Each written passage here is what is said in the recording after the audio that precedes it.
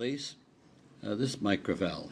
I understand you're from Dearborn, and you're asking a question as to why I felt that the credit card companies deserved to pay my debt when my debts, there were 6 credit cards, pay my debts when I went bankrupt.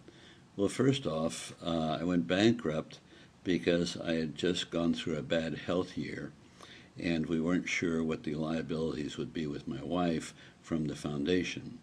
And I was paying these credit cards with the cash flow of raising money from the foundation. I had used the money to advance the continued efforts of the national initiative through the Democracy Foundation and Philadelphia too. And so it wasn't used for anything personal. In fact, after I went bankrupt, I kept my personal credit cards and did not put them into the bankruptcy. And so when I answered that question, probably a little too glibly for Tim Russert, and of course it's very difficult for a person like him who's making over $1 million a year to have any sympathy for somebody that might go bankrupt. And so it was a bad health year, 3 operations in 9 months, and I wanted to protect my wife. So we took these cards that had been used for the foundation and just put them into bankruptcy.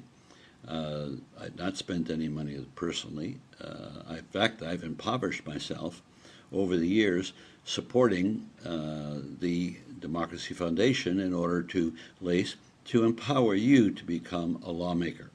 I might say that Harry Truman went bankrupt. I might say that Thomas Jefferson was bankrupt when he died, and James Wilson was put into debtor's prison. So we all had different views of bankruptcy. I feel that as long as I did not abuse my personal credit for my own personal enjoyment, that I went bankrupt, and that's all there is to it. The earlier bankruptcy was a corporation that I was involved in, and in order to show good faith, I signed on for 3%.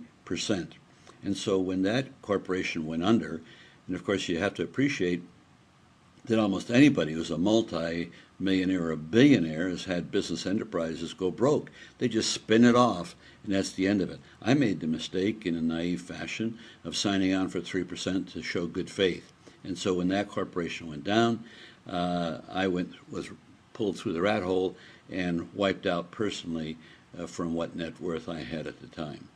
And since then is when I've sort of given up and followed the admonition of Joseph Campbell, that is to follow my bliss.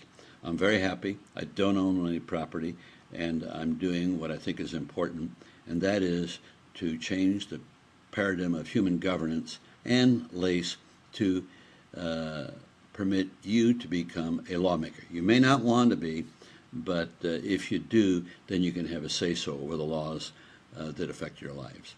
Thank you for the question, and I hope I've satisfied you with my answer.